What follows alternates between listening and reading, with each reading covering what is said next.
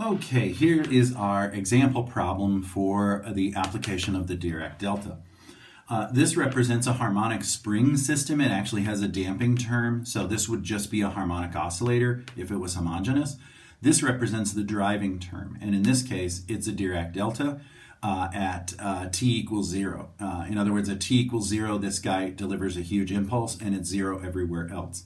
So it's basically going to be the starting mechanism for this particular spring oscillator to get going. All right.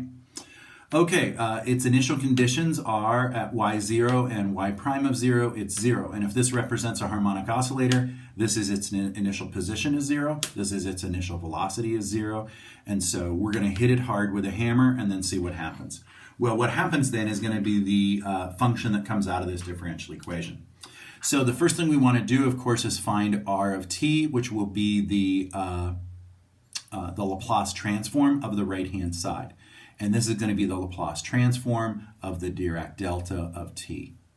Again, we just looked at the fact that this was going to be equal to e to the minus sc, but of course c in this case is 0 because this is Dirac delta of just t. T minus 0, there's a minus 0 there that's not written, but that's the c value, that's the center of the Dirac delta. And because of that, this is going to be 0, and this is just going to be able to produce 1. So the Laplace transform in this case of the Dirac delta is 1. Okay, so now we're ready to write our solution for the, our algebraic expression, okay?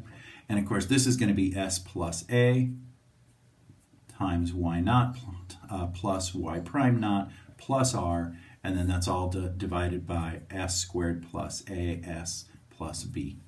So we can fill all this in.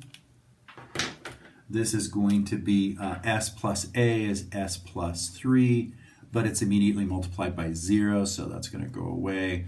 Y prime is also 0 plus r is just equal to 1. So the numerator has a 1 in it, and the denominator is going to be s squared plus 3s plus 2, which is factorable.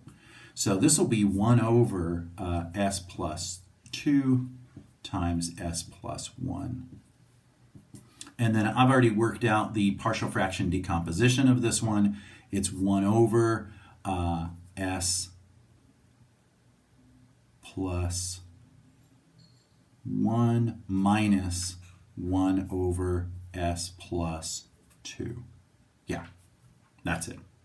So if that is the y function, then our y of t is to apply the inverse Laplace transform to this.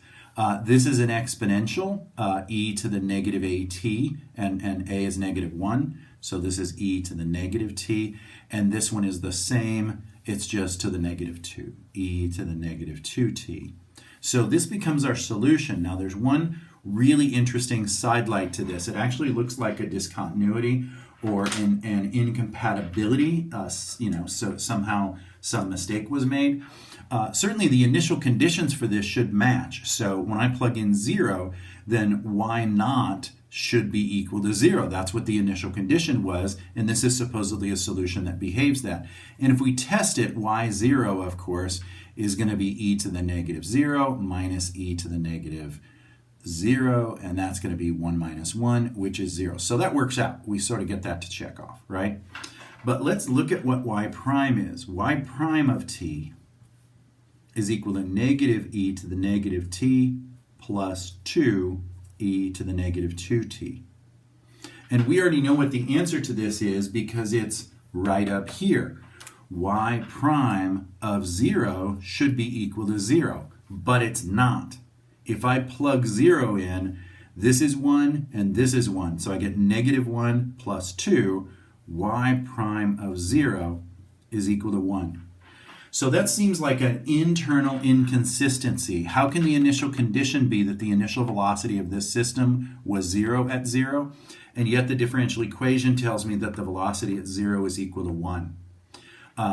How do we rectify this? Well, it's really common, certainly in problems where the Dirac delta is applied at 0, because here's the reality of it, how you can interpret it, all right? Y prime of 0 was 0 prior to the application of the Dirac delta. So you can think of it as being on the left side of 0 before we really sort of reached 0 and the Dirac delta activated. Once the Dirac Delta activated, it delivered its impulse to the system. And what did that do? Well, at time 0, it gave the harmonic oscillator a velocity of 1.